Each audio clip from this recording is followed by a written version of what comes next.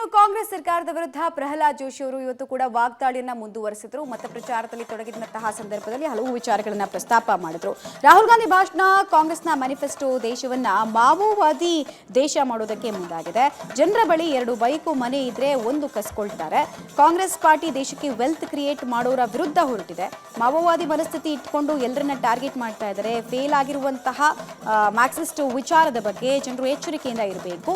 ಕಾಂಗ್ರೆಸ್ನವರು ತುಷ್ಟೀಕರಣದ ಪರಾಕಾಷ್ಠೆಯನ್ನು ತಲುಪ್ತಾ ಇದ್ದಾರೆ. ಕಾಂಗ್ರೆಸ್ ಪಾರ್ಟಿ ಬಂದಾಗ ಪಾಕಿಸ್ತಾನ ಮಾದರಿ ಆಡಳಿತ ಬರುತ್ತೆ ಅಂತೆಲ್ಲ ವಾಗ್ದಾಳಿ ನಡೆಸಿದ್ದಾರೆ. ಧಾರವಾಡ ಲೋಕಸಭೆಯಲ್ಲಿ ಪ್ರಹ್ಲಾದ್ ಜೋಶಿ ಅವರು ಭರ್ಜರಿಯಾಗಿ ಪ್ರಚಾರವನ್ನು ನಡೆಸಿದ್ದಾರೆ. ಸಾಕಷ್ಟು ಭಾಗದಲ್ಲಿ ಪ್ರಚಾರದ ಪ್ರಕ್ರಿಯೆಗಳು ನಡೀತಾ ಇದೆ. ನಮ್ಮ ಜೊತೆ ಜೋಶಿ ಅವರು ಇದ್ದಾರೆ, ಅವ್ರನ್ನ ಮಾತಾಡ್ಸೋಣ. ಸರ್, ಹೇಗೆ ನಡೀತಾ ಇದೆ ಸರ್? ಭಾಳ ಅದ್ಭುತವಾಗಿ ನಡೀತಾ ಇದೆ. ಈಗ ಚುನಾವಣೆ ಭಾಳ ಪೀಕಿಗೆ ಹೋಗಿದೆ. ನನಗೆ ವಿಶ್ವಾಸ ಇದೆ, ಜನ ನನ್ನ ಕೆಲಸವನ್ನು ನೋಡಿದ್ದಾರೆ, ಮೋದಿಯವರ ನೇತೃತ್ವವನ್ನು ಒಪ್ಪಿಕೊಂಡಿದ್ದಾರೆ. ಈ ಭಾಗದಲ್ಲಿ ಮೋದಿಯವರ ಆಶೀರ್ವಾದದಿಂದ ನಾನು ಏನೇನು ಕೆಲಸ ಮಾಡಿದ್ದೇನೆ ಹುಬ್ಬಳ್ಳಿ ಧಾರವಾಡದ್ದು ಒಟ್ಟು ಕ್ಷೇತ್ರದಲ್ಲಿ, ಹಾಗಾಗಿ ನನಗೆ ದಿವಸದಿಂದ ದಿವಸಕ್ಕೆ ನನ್ನ ವಿಶ್ವಾಸ ಜಾಸ್ತಿ ಆಗ್ತಾಯಿದೆ. ಅದಕ್ಕೆ ಹೆಚ್ಚು ಮಾರ್ಜಿನ್ನಿಂದ ಬರಬೇಕು ಅನ್ನುವಂಥ ಪ್ರಯತ್ನ ನಮ್ಗೆ ನಡೀತಾ ಇದೆ. ಓಕೆ, ಮೋದಿ ಮತ್ತು ಅಮಿತ್ ಶಾ ಅವರು ಬರುವಂಥ ಸಾಧ್ಯತೆಗಳು ಇದೆಯಾ ಅಂತ? ಅಮಿತ್ ಶಾ ಅವರು 30ನೇ ತಾರೀಕು ಬರ್ತಾ ಇದ್ದಾರೆ. ಮೋದಿಯವರು ಉತ್ತರ ಕನ್ನಡಕ್ಕೆ ಬರ್ತಾ ಇದ್ದಾರೆ. ಸರಿನಾ? ನೇಹಾ ಹಿರೇಮಠ ಕೇಸಲ್ಲಿ ರಾಜಕೀಯ ಮಾಡ್ತಾ ಇದ್ದಾರೆ. ಒಂದು ರೀತಿಯ ಪ್ರಚಾರದ ಹಬ್ಬ ಆಗಿಬಿಟ್ಟಿದೆ ಅವ್ರ ಮನೆ. ಬಿಜೆಪಿ ಹೋಗಿ ಪ್ರಚಾರ ಪಡ್ಕೊಳ್ತಾ ಇದ್ದಾರೆ ಅಂತ ಸಂತೋಷ್ ಲಾಡ್ ಅವರು ಆರೋಪ ಮಾಡ್ತಾರೆ. ಸಂತೋಷ್ ಲಾಡ್ ಅವ್ರದ್ದು ಮಾನಸಿಕತೆ ನೋಡ್ರಿ, ಎಂಥ ದುಸ್ಥಿತಿ ಇದೆ.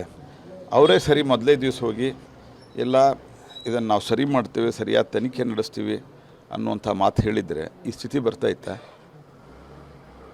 ಇವತ್ತೇನು ಹೇಳಿದ್ರಲ್ಲ, ಫಾಸ್ಟ್ ಟ್ರ್ಯಾಕ್ ಕೊಟ್ಟು, ನಾವು ಅವತ್ತು ಮೊದಲೇ ದಿವಸ ನಿಮ್ಮ ಟಿ ವಿಗೆ ನಾನು ಹೇಳಿದ್ದೇನೆ, ಫಾಸ್ಟ್ ಟ್ರ್ಯಾಕ್ ಕೊಟ್ಟು ಮಾಡಿ ಮತ್ತು ತಕ್ಷಣ ಇದನ್ನು ತನಿಖೆಯನ್ನು ತೀವ್ರಗೊಳಿಸ್ರಿ. ಯಾಕಂದರೆ ಅವರೇ ಹೇಳಿದ್ದು, ಅವ್ರ ತಂದೆ ಹೇಳಿದ್ದು, ನನ್ನ ಮಗಳಿಗೆ ಮತಾಂತರ ಆಗುವಂಥ ಒತ್ತಾಯ ಮಾಡಿದರು ಅಂತ.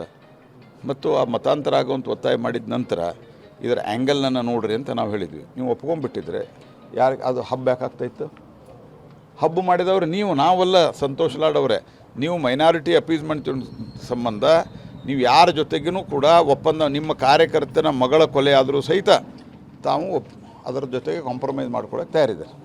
ಲಿಂಗಲೇಶ್ವರ ಶ್ರೀ ವಾಪಸ್ ಪಡೆದಿದ್ದಾರೆ ಸರ್. ಸಾಕಷ್ಟು ಪ್ರಯತ್ನ ಮಾಡಿದ್ರು ಬಿಜೆಪಿ ಅವರು ಅಂತ ಹೇಳ್ತಾ ಇದ್ದಾರೆ. ಕಾಂಗ್ರೆಸ್ ಅವ್ರ ಮನೇಲಿ ನನಗೆ ಅದ್ರ ಬಗ್ಗೆ ಏನು ಕಾಮೆಂಟ್ ಇಲ್ಲ.